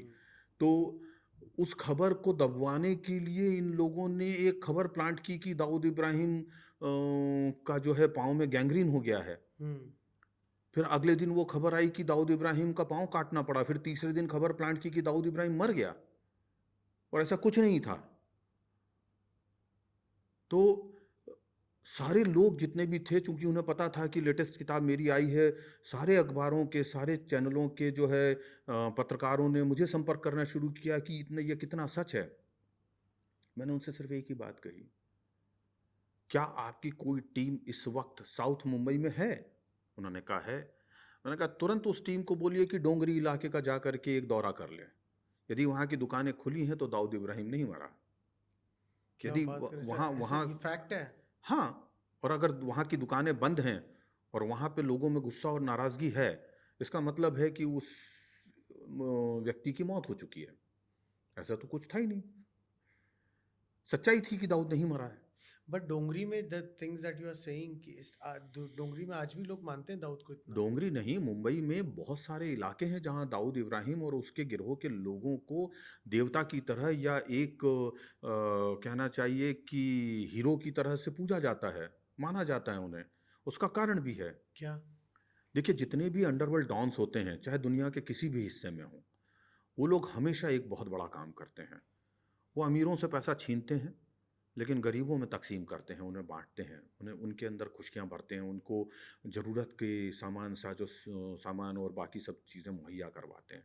उसका प्रतिफल क्या होता है, उसका नतीजा क्या आता है कि वो अपने इर्द-गिर्द जो है ना एक अदृश्य शक्ति क्रिएट करते हैं, जो उनको बचाने का काम करती है। उनकी दुआओं जो है वो असर करती है उनके लिए। उनको बचाने के लिए एक बहुत बड़ा प्रोटेक्शन शील्ड क्रिएट होता है। अगर उन्हें मालूम भी है कि दाऊद इब्राहिम या छोटा राजन या छोटा शकील या फलाना आदमी अबू सालेम कहाँ हैं, तो वो कभी नहीं बताएंगे, क्योंकि उनके ऊपर कोई ना कोई ऐसा बड़ा एहसान होता है। किसी की बेटी की शादी करा दी, किसी के बच्चे को नौकरी दिलवा दी, किसी को कुछ काम करना है तो उसके लिए पैसे मुहैया करवा दिए, कोई गुंडा बदमाश किसी को तंग कर रहा है वो परेशानी हल करवा दी, कोई पुलिस वाला किसी को तंग कर रहा है वो करवा दिया, किसी का बेटा बच्चा कोई जेल चला गया है उसको जमानतें करवा दी, उसको जेल से छुड़वा दिया। तो इस तरीके के इतने सारे काम वो लोग करते हैं। अरुण गवली ने तो बाकायदा अपने इलाके के जो भायखला क्षेत्र है, वहाँ के लोगों और दगड़ी चाल के बच्चों के लिए पूरा का पूरा जिम बनवाया। उनके लिए बाकायदा एक कंप्यूटर लैब डिज़ाइन करवाई, जिसमें कि बच्चों की पढ़ाई-लिखाई और उनकी वर्जिश करने की सारी व्यवस्थाएँ मुफ़्त थी। हम्म। बेहतरीन एयर कंडीशन्ड जगह थी वो। तो वहाँ का बच्चा क्यों नहीं अरुण गवली को जो है अपना फरिश्ता मानेगा? क्यों नहीं वहाँ के लोग जो है दाऊद को फरिश्ता मानेंगे? क्यों नहीं लोग जो है राजा भैया को या तस्लीमुद्दीन को अपना खुदा मानेंगे, भगवान मानेंगे या देवता मानेंगे? यही होता है। और इसी कारण से ये लोग जो है जब चुनाव में भी खड़े होते हैं या कुछ करना चाहते हैं, तो ये लोग आराम से जीत जाते हैं, या इनकी व्यवस्थाएँ जीत जाती हैं, या इनको इनको पुलिस या सिस्टम से डर नहीं लगता है। सिस्टम भी उनके सामने फेल होता है। इसका एक बहुत बड़ा कारण ये है। उनका धनबल, उनके कॉन्टेक्ट्स, बाकी सब चीज़ें अपनी जगह हैं। लेकिन आम जनता के बीच में जो उनकी पैठ है, वो बहुत बड़ा रोल प्ले करती है। जब फिरोज़ कोंकणी की मौत की खबर आई थी, तो मैंने सबसे पहले उसके घर आदमी भेजा। उसके घर के पास रहने वाले ही एक खबरी को। मैंने कहा जाओ ज़रा घर हो कर के आओ उसके। कोई मायूसी नहीं थी घर में। सब कुछ ठीक-ठाक चल रहा था। सारी अखबार तमाम जो हैं वो चैनल जो है ये खबरें चला रहे थे कि फिरोज़ कोंकड़ी मर गया, फिरोज़ कोंकड़ी मर गया। हमने खबर नहीं चलाई। किस गैंग के थे ये दाऊद इब्राहिम गैंग का। लेकिन हमने खबर नहीं चलाई। क्योंकि अगर घर का बच्चा मर गया है, तो उस घर में तो सियापा होगा ना। कैसा भी हो, बट कैसा भी हो, अच्छा है, बुरा है, उस घर में कम से कम दुःख और मातम तो छाया होगा। भले ही छाती कूट करके माँ नहीं रो रही होगी, बहन नहीं रो रही होगी, बीवी नहीं कलप रही होगी, बाप की आँखों में आँसू भले ही ना होंगे, लेकिन मुर्दनी तो छाई होगी ना घर में, वो भी नहीं थी। खबर को जो है वो किस तरीके से आप अपने तरीके से कहना चाहिए कि डबल क्रॉस चेक करते हैं, ये एक क्राइम रिपोर्टर, एक इन्वेस्टिगेटिव रिपोर्टर की सबसे बड़ी ज़िम्मेदारी होती है और सबसे बड़ा लिटमस टेस्ट भी होता है, जिसमें आज के वक़्त में हमारे जितने क्राइम रिपोर्टर्स हैं, वो सब फ़ेल हैं। क्योंकि आज जो है, वो सिर्फ़ चूहा दौड़ चल रही है। मैं उसको कुत्ता दौड़ भी नहीं बोलूँगा, वो चूहा दौड़ है, रेट रेस। आजकल तो सब फेक न्यूज़ चैनल पे आती है और उस फेक न्यूज़ का खंडन यूट्यूबर्स करते हैं। वो भी होता है, क्योंकि जब मीडिया का काम बिना सत्य खबरें दिखाए हुए चल ही रहा है, उनके लाखों करोड़ों के पैकेज जो है उन लोगों को घर बैठे मिल रहे हैं, बकवास करने और बेहुदा चीज़ें दिखाने और 4 भांड टाइप के लोगों को ला करके स्टूडियोज़ में बैठा करके और उनके बीच में एक कॉक नूरा फाइट। कुश्ती हुँ। करवाने में कि आपने ये कहा, अब आप जवाब दें, आपने वो कहा, अब आप जवाब दें। इन तीनों चारों को लड़वा लिया, उसके बाद में जब कैमरा ऑफ होता है और ये सब निकाल दिए जाते हैं, अपने लगे हुए माइक्स वाइक्स और ये सब, उसके बाद मतलब ठहाके लगते हैं और चाय और कॉफ़ी के चुस्कियों के दौर चलते हैं। आज बहुत अच्छा रहा, शो बढ़िया बना है, बढ़िया टीआरपी आएगी, 36 की टीआरपी टीवीआर होगी, फलाना होगा, ढिमका होगा। अच्छा सर मिलते हैं कल, का आपको मैं सब्जेक्ट भेजता हूँ। हुँ। स्टूडियोज़ में ये सब चल रहा है। स्टूडियोज़ में अब शेर कहाँ बैठते हैं? अब अब तो वहाँ पर लूमड़ और गिद्ध-सियार बैठते हैं, जिनका काम जो है वो दूसरों के जिस्म को नोच करके खाना है। हुँ। बहुत अफ़सोस के साथ कह रहा हूँ कि अब पत्रकारिता नहीं होती। बिल्कुल। मैं अपने दर्शकों को बताऊँ, विवेक सर मेरे बॉस रह चुके हैं। एक न्यूज़ चैनल में थे हम लोग साथ में। तो आई स्टिल रिमेंबर सर वो इंसिडेंट, मैं हमेशा लोगों से शेयर करता हूँ इंसिडेंट। तो एक फ़िल्म आई थी और मैं एंटरटेनमेंट जर्नलिस्ट था, तो मेरा उस फ़िल्म के प्रोड्यूसर से, और मैं काफ़ी यंग था, छोटा भी था, तो इतना दिमाग, इतना मैच्योरिटी लेवल भी नहीं था। तो मेरा उस प्रोड्यूसर से मेरा कुछ सही नहीं था। तो जब मैंने एक दिन, मैं सर के पास बैठा था, तो मैं सर को बोला, "सर इसकी तो फ़िल्म आने दीजिए, मैं बताता हूँ इसको।" तो मुझे सर जैसे मुस्कुरा रहे वैसे ही मुस्कुराते हुए बोले कि, "ये करके आप बड़े नहीं बनेंगे। ये नहीं करके आप बड़े बन जाएँगे।" And sir thank you so much. आपने जो-जो राय मेरे को उस दौरान दी थी, मेरे लाइफ़ में बहुत काम आई। एक आप ये कहते थे हमेशा मुझे कि ईशान लाइफ़ में खर्चे बढ़ाओ, आमदनी बढ़ेगी अपने आप। ये सब चीज़ें मुझे लाइफ़ में बहुत काम आई। Thank you. बट सो क coming back to the topic sir, हाँ, तो दाऊद से आपकी बातचीत हुई कभी? हाँ, लेकिन मैं पहले वो 2 चीज़ों का हाँ, जवाब दे दूँ, हाँ। जो आपने मेरे बारे में अभी कहा। पहली बात तो मैं कभी भी आपका बॉस नहीं रहा। हुँ, हम लोग सहयोगी रहे हमेशा और बस ये था कि मेरे पास में एक ओहदा था जिसका फ़र्ज़ कर्तव्य मुझे निभाना था। थोड़ा-सा मेरे पास में आपसे ज़्यादा अनुभव था तो मुझे मार्गदर्शन करने की ज़िम्मेदारी सौंपी गई थी, तो मैंने सिर्फ़ उतना ही किया।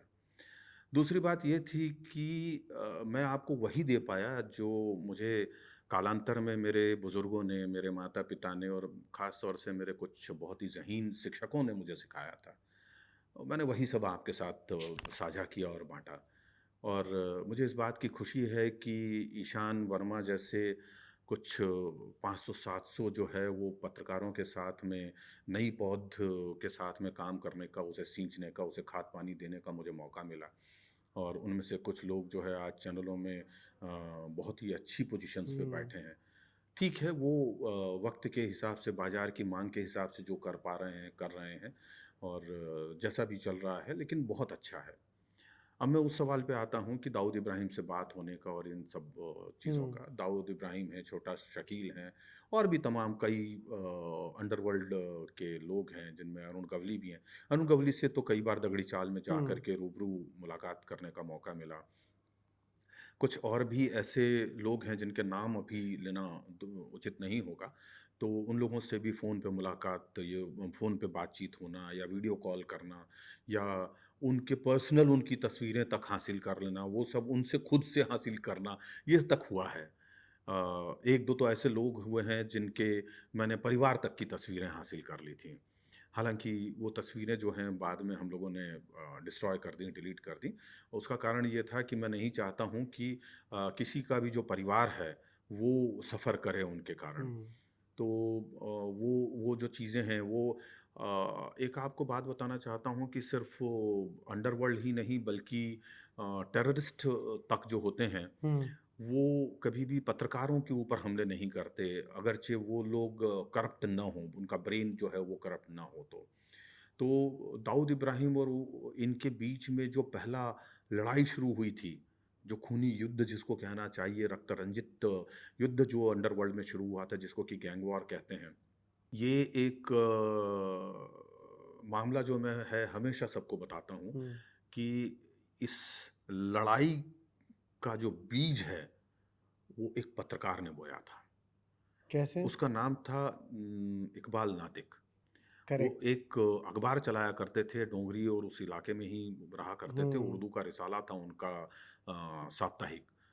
और Dawood and family were very close to him. हाँ, और वो दाऊद इब्राहिम और इन लोगों के फ़ेवर में खबरें किया करते थे और इस चीज़ से पठान ग्रुप जो है वो बड़ा नाराज़ रहता था। उन लोगों ने कई बार इसको चेतावनी दी कि देख तू हमारे खिलाफ खबर मत किया कर, उसके फ़ेवर में जो करना है भले ही कर, लेकिन हमारी मुखालफत में मत किया कर। वो नहीं मानता था। एक दिन उसको इन लोगों ने किडनैप किया, उसको चाकुओं से गोद-गोद करके मारा हुँ, और उसकी जो मुर्दा जिस्म है, वो उठा कर के और माहिम कॉज़वे में फेंक दिया था। और इस चेतावनी के साथ में और उसके बारे में पूरे इलाके में खबर फैला दी थी कि ये काम हमने किया है। तो जो हमारी बात नहीं मानेगा उसका ये हश्र होगा। दाऊद इब्राहिम उस चीज़ से इतना बुरी तरह बिफरा कि उसके रिपरकेशन में उसने इन पठान गैंग के 2 लोग मारे और फिर उसके रिपरकेशन में इन लोगों ने 2 लोग मारे और ये जो रक्त रंजित युद्ध है, ये एक पत्रकार की हत्या के साथ शुरू हुआ था। करेक्ट। ये पहला रक्त रंजित युद्ध जो है मुंबई अंडरवर्ल्ड का, एक पत्रकार की हत्या से ट्रिगर हुआ था। सर वो कन्वर्सेशन बताइए ना आपकी और दाऊद इब्राहिम की क्या हुई थी? उस वक़्त का मुझे ठीक से याद नहीं है कि मैंने किस मुद्दे पे उन्हें कनेक्ट किया था। कोई एक बड़ी घटना हुई थी और वो घटना की जो है पुष्टि कहीं से नहीं हो रही थी। हुँ, ना पुलिस के पास थी, ना मुखबिरों के पास थी, ना इंटेलिजेंस ब्यूरो के पास थी, ना नेवल एंड आर्मी इंटेलिजेंस के पास थी। क्योंकि मेरी कनेक्टिविटी काफ़ी हद तक एक बड़े पैमाने पर लोगों के साथ में थी। जिसको कि आप अंडरवर्ल्ड के पैरेलल एक खुफ़िया दुनिया मान सकते हैं। और विरोधी गिरोहों के पास भी नहीं थी। नॉर्मली जो विरोधी गैंग और उनके जो इन्फॉर्मर्स होते हैं, उनके ज़रिए भी बहुत इन्फॉर्मेशन हम लोगों तक पहुँचती रही है। तो वो सब कुछ नहीं हो पा रहा था, तो फिर आखिरकार मैंने कहा कि यार इसकी पुष्टि क्यों ना हॉर्सेस माउथ से ही की जाए। क्या बात है, आपने डायरेक्टली उनको ही फ़ोन कर दिया? हाँ, क्या फ़र्क पड़ता है? झझझन ना बोल देगा। भाई आदमी को भूख लगी है और वो अगर मेहनत करेगा और पेड़ पे चढ़ कर के एक फल तोड़ने के लिए और वो फल उसने हासिल कर लिया तो खा लेगा। नहीं हुआ तो क्या हुआ? टहनी टूट गई और ज़मीन पे ही गिर पड़ेगा ना। तो एक कोशिश तो करे आदमी, एक पत्थर तो उछाले, बिल्कुल। है ना? दुष्यंत कहते हैं ना कि कौन कहता है आसमान में छेद सुराख हो नहीं सकता, एक पत्थर तो तबीयत से उछालो यारो। बिल्कुल। मैंने कहा कि ये भी एक कोशिश करके देखते हैं। नंबर तो थे ही सही, लगा दिया फ़ोन, हो गई बात। उन्होंने अपनी तरफ से जो बोलना था बोला, हमें जो उसके बाद अपनी तरफ से लिखना था लिखा। फिर उसके बाद में वो सिलसिला शुरू हो गया। एक किसी घटना में जो है डी कंपनी के कुछ लड़कों के नाम-वाम और उनके भागने के रूट ये वो सब छाप दिए थे, तो उससे नाराज़ होकर के और शकील ने फिर फ़ोन किया था, कनेक्ट किया था। फिर उसके बाद छोटा शकील के जो हैं दुबई के नंबर्स वग़ैरह मेरे पास आ गए, फिर उनके साथ में राब्ता हो गया, वो सिलसिला शुरू हो अब गया। होती है बात आपकी? नहीं 93 में जब मेरे ये सॉरी 2015 में जब मेरी जो ये किताब आई मुंबई और हाँ। उसके ऊपर जो तस्वीर शाया हुई, उससे वो पूरी डी कंपनी मुझसे नाराज़ हो गई और वो सारा का सारा मेरा बट जो सर डर नहीं लगता आपसे नाराज़ हैं, कभी कुछ अटैक या कुछ? अमूमन ये लोग देखिए मैंने कहा ना कि जो पत्रकार की मौत से ये सिलसिला बम्बई में अभी तक 5 पत्रकारों की हत्या हुई है, हुँ, अंडरवर्ल्ड के अगेंस्ट रिपोर्टिंग करने के मामले में। मैं भी उनमें से एक हूँ जो शायद मेरी भी तस्वीर कहीं बॉम्बे पुलिस की क्राइम ब्रांच की जो हमारा प्रेस रूम है शायद वहाँ पे ऊपर छत के करीब टंगी हुई होती, वहाँ पे 5 तस्वीरें हैं। लेकिन मुझे एक अच्छी चीज़ ये रही मेरे साथ में कि कभी भी मैंने किसी एक गैंग को फ़ेवर नहीं किया या हुँ, एक गैंग की मुखालफत नहीं की। मेरे पास जो खबर होती थी मैंने उसे जस का तस और बिना किसी का पक्ष लिए हुए या बिना किसी को बुरी भाषा में लताड़ने वाली भाषा में किसी गैंगस्टर को चिंदी चोर या किसी गैंगस्टर को दानव या राक्षस खून पीने वाला इस तरह के विशेषण देते हुए इस तरह की संज्ञाएं देते हुए कभी नहीं लिखा मैंने। खबर को मैंने खबर की तरह लिया, सब्जेक्ट को मैंने सब्जेक्ट की तरह लिया। यदि दाऊद इब्राहिम ने कोई या उसके गैंग ने कोई मर्डर किया है, सपोज़ जैसे गुलशन कुमार दुआ हत्याकांड जो है, वो बहुत बड़ा मतलब जो है वो कांड हुआ था। तो जब उसकी भी मैंने रिपोर्टिंग की, तो मैंने उसकी रिपोर्टिंग बहुत ही सहज सरल तरीके से की थी। मैंने 93 के जो ब्लास्ट हुए थे, उस ब्लास्ट में हमारे वक़्त में तमाम अखबार वालों ने संजय दत्त को न जाने क्या-क्या लिखा, राष्ट्रद्रोही, ये वो, देशद्रोही, फलाना-ढिमका। लेकिन मैंने कभी भी संजय दत्त को वो नहीं लिखा। उसका नतीजा ये था कि सुनील दत्त जो है, वो मुझे एक अलग नज़र से देखते थे, कि तुम वो पत्रकार हो जिसने कि संजय की गलतियों के ऊपर पर्दा तो नहीं डाला, उसे लिखा, लेकिन तुमने उसे एक पथभ्रष्ट युवक के रूप में रख कर के और हमेशा लिखा। इसका नतीजा क्या हुआ कि कोई भी व्यक्ति मेरे ऊपर क्रुद्ध नहीं हुआ, नाराज़ नहीं हुँ, हुआ। हुँ। सो सर अगर आज का करंट दौर देखें तो आज अंडरवर्ल्ड किस मुकाम पे है, मतलब क्या हो रहा है अंडरवर्ल्ड में? Is Dawood Ibrahim alive? Because अभी कुछ दिन पहले ही एक खबर आई थी। I know you are laughing. वहाँ अब डोंगरी जाके चेक करना पड़ेगा। देखिए, अभी तो हालत ये हो गई है कि जब सरकार किसी मुसीबत में होती है, दाऊद इब्राहिम को मार देती है एक बार। अब तक दाऊद इब्राहिम कम से कम 25-30 बार तो मर चुका और दुनिया में ये कहा जाता है कि जिस व्यक्ति के खिलाफ सबसे ज़्यादा या कभी भी मौत की झूठी खबर उड़ती है, उसकी उम्र बढ़ जाती है। हाँ। तो उस तरीके से देखा जाए तो दाऊद इब्राहिम की उम्र 200 साल बढ़ चुकी होगी, इतनी हुँ, बार उसके खिलाफ झूठी खबरें आ सही चुकी बात हैं है। हमारे मीडिया में, अखबारों में और तमाम जगहों पे। और जैसे ये सवाल आप कर रहे हैं कि क्या दाऊद इब्राहिम ज़िंदा है? तो ये सवाल हर बार उस खबर के आने के बाद में मेरे पास में आता है और बदले में मैं उन्हें वही कहता हूँ कि डोंगरी का चक्कर लगा लो या पठानवाड़ी चले जाओ या मालवणी चले जाओ, जो भी मुस्लिम गेट्टोज़ हैं, वहाँ पे जाने पे आपको समझ में आ जाएगा कि क्या हाल है, क्या अहवाल है। और दूसरी चीज़ रह गई बात कि अंडरवर्ल्ड आज किस हालत में है, तो दाऊद इब्राहिम ज़िंदा है, कराची में है, उसकी पूरी टीम वहाँ पे ऑपरेटिव है और उनका जो है ना या किसी भी अंडरवर्ल्ड का अब छोटी-मोटी चीज़ों में इंटरेस्ट नहीं बचा। हफ्ता वसूली में या ज़मीनों पे कब्ज़े करने में, बिल्डर्स को प्रोटेक्शन देने में, वो सब चीज़ें उनके लिए अब छोटी हो गई हैं, बेमानी हो गई हैं।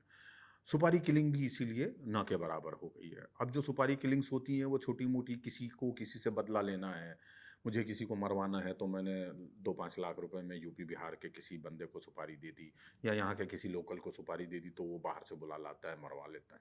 बहुत छोटे-मोटे अब चीज़ें होती हैं। अब इनका जो पर्सपेक्टिव है, इनका जो नज़रिया है, इनका जो फ़ील्ड है वो इंटरनेशनल हो गया है। ओह! अब जैसे दाऊद गैंग है, वो ब्लड डायमंड की तस्करी में है। अब दाऊद इब्राहिम गैंग जो है वो गोल्ड की बड़ी स्मगलिंग में है। साल में जो वो आपके देश के अंदर 300, 400, 500 टन सोना आता है, उसका एक बड़ा हिस्सा डी गैंग के ज़रिए आता है। जो बड़ी पैमाने पे ब्लड डायमंड आता है हिंदुस्तान में, उसका एक बड़ा पार्ट जो है वो डी कंपनी के थ्रू आता है। डी कंपनी के कुछ लोग, दाऊद इब्राहिम खुद तो नहीं, लेकिन कुछ लोग जो है वो नारकोटिक्स के बड़े ट्रेडर बन चुके हैं वर्ल्ड वाइड और स्मगलर बन चुके हैं। इसके अलावा जो है वो कुछ और ऐसी चीज़ें हैं जिनकी तस्करी में उनका गिरोह मुब्तला है। दूसरा एक जो बड़ा काम डी कंपनी कर रही है वो पूरे देश में इनके जो लोग फैले हुए हैं वो इसकी प्रॉपर्टी के बिजनेस में बहुत बड़े पैमाने पे घुसे हुए हैं। लगभग आधे से ज़्यादा मुंब्रा का जो हिस्सा है वो दाऊद के लोगों ने रीडेवलपमेंट के लिए बिल्डिंगें जो हैं एक्वायर कर रखी हैं। तो और बहुत सारे इनके जो अपने इलाके हैं वहाँ पे बिल्डर कोई भी काम करे, अब जो है उससे वो हफ्ता वसूली गोली मार करके वसूलते नहीं हैं। अब सिंपल सा एक फंडा है कि भाई तू मेरा पैसा लगा और बदले में मुझे इतना माल दे दे। अगर तुम सपोज़ 50,000 फुट बना रहे हो और मैं तुम्हारे उसके अंदर इतना इन्वेस्ट कर रहा हूँ, तो तुम उतने इन्वेस्टमेंट के बराबर का जो है मुझे उतना फ्लोर इंडेक्स जो है एफएसआई का मुझे माल दे दोगे, उतने फ्लैट या उतनी दुकानें या उतने गाले दे दोगे। हम्म, और फिर वो उनकी टीम जो है, जो कि लेजिटिमेट ऑपरेशन कर रही है, वो उनको सामान को बाज़ार में बेच करके और अपनी कमाई कर लेते हैं। तो ऐसे बहुत सारे काम हैं, जैसे इलेक्ट्रॉनिक्स की तस्करी है या सिगरेट की तस्करी है, गुटखे की तस्करी है, एमडी का जो काम है, उसमें बहुत बड़े पैमाने पे डी कंपनी के लोग हिंदुस्तान में शामिल हैं। लेकिन दाऊद इब्राहिम को खुद को तो ये सब चीज़ें करने कराने की ज़रूरत ही नहीं है। दाऊद वो सब चीज़ें देखता करता नहीं है, वो सब अब टीम करती रहती है। क्योंकि ये एक वेल ऑयल्ड मैकेनिज़्म है, पूरी की पूरी एक टीम है, एक फ़ोर्स है, हम्म, जो ये सारी काम करते रहती है। तो और एक बात आप याद रखिए हमेशा, अपराध की दुनिया में सबसे अच्छा वक़्त वो होता है अंडरवर्ल्ड के लिए, जब समाज में पूरी तरह शांति हो, राष्ट्र तरक्की कर रहा हो, तब अंडरवर्ल्ड फ्लरिश करता है। यदि अनरेस्ट है, यदि तकलीफ़ है देश में, किसी तरह का कोई परेशानियाँ हैं, तो पुलिस चौकन्नी रहती है, खुफिया एजेंसियाँ चौकन्नी रहती हैं, अदर जो पैरामिलिट्री फोर्सेस हैं वो डिप्लॉयड होती हैं। तो ऐसे में उनके लिए काम करना बड़ा मुश्किल होता है। तो जब काम ही नहीं कर पाएँगे, धंधा ही नहीं होगा तो पैसा कहाँ से आएगा? हम्म, तो डेवलप कहाँ से होंगे? तो ये जो जब से अंडरवर्ल्ड को आप सो कॉल्ड खत्म हो गया कहते हैं, तब से वो ज़्यादा फ्लरिश कर रहा है। करेक्ट। और तब से वो बहुत अच्छी मोटी कमाई कर रहा है, क्योंकि कमाई करने के लिए उनके पास में साधन अलग-अलग हो गए हैं, उनके पास व्यवस्थाएँ अलग हो गई हैं और कल तक उनके पास में 20 देश थे, आज 140 देश हैं। आज वो चीन के साथ में दुनिया भर का काम कर रहे हैं। आज वो रशियन जितनी भी कंट्रीज़ हैं उनके साथ में काम कर रहे हैं।